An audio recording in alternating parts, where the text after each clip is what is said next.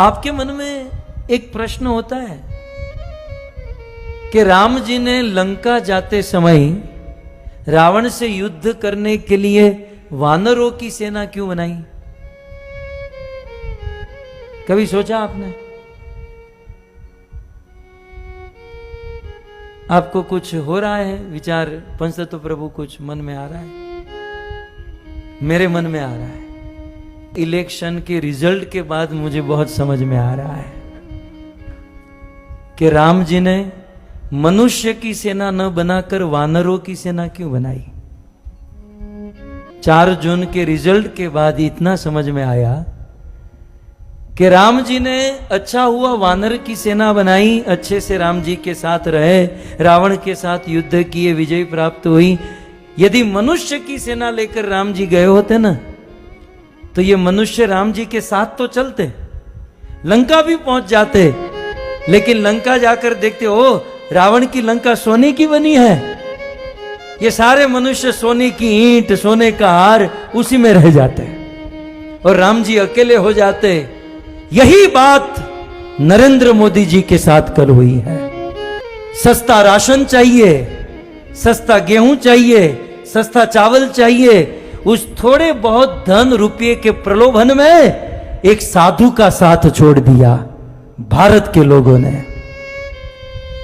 कितना सुंदर आयोजन नरेंद्र भाई मोदी का था कि 400 से अधिक सीट आए तो आने वाले दिनों में निर्णय लेने में या परिवर्तन लाने में कठिनाई नहीं होगी।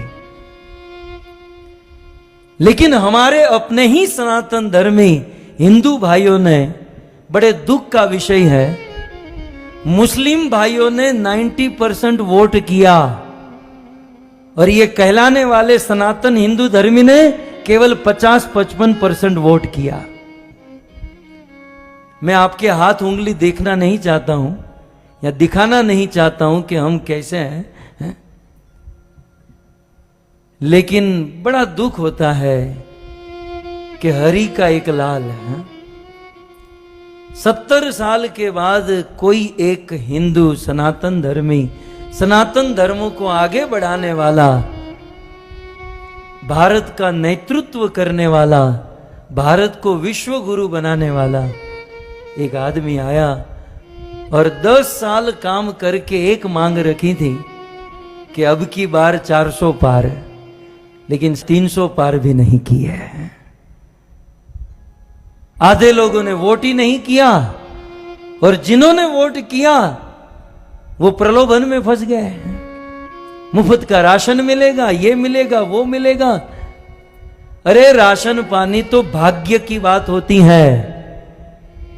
यह दिन दूर नहीं, यदि जनसंख्या पर नियंत्रण नहीं किया गया तो विधर्म की संख्या बढ़ेगी और ये कथा कीर्तन करना भी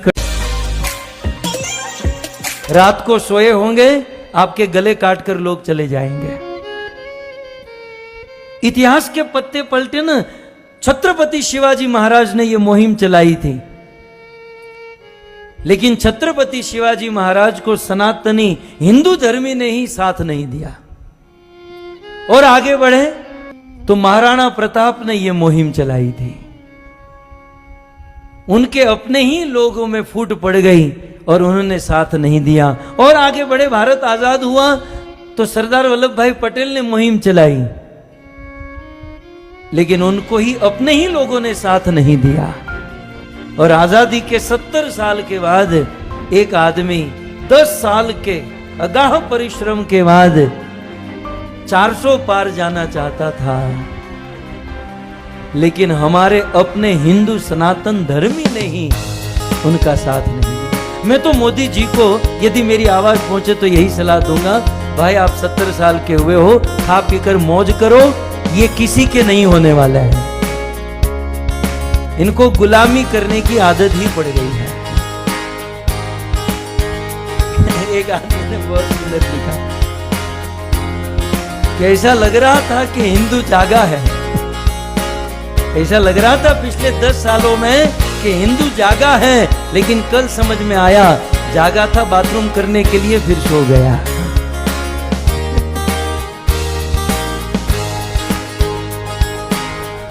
क्या हिंदू ज्यादा है। यदि बहुमत होता तो भारत का दृश्य कुछ और होता। हम अपने आप को भारतीय मानते हैं ना, तो भारत का संविधान थोड़ा बहुत जानना चाहिए, भारत का गणतंत्र हमें समझना चाहिए, और हमें हमारी जिम्मेवारी समझकर काम करना चाहिए था।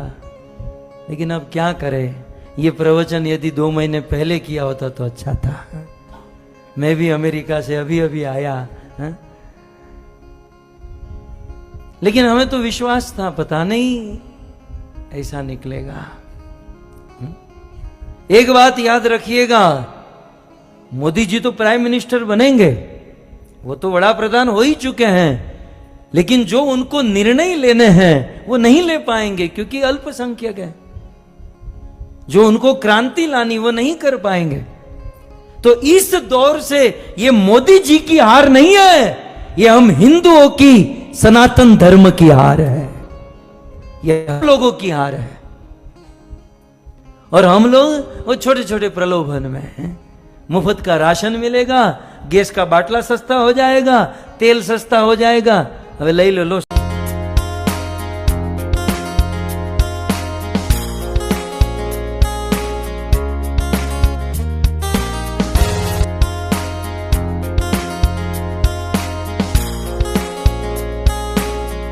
सस्तु कर जो है तमें धर्म के, इस सनातन धर्म के उजागर करने में एक बहुत बड़ी आश थी, एक बहुत बड़ा होप था।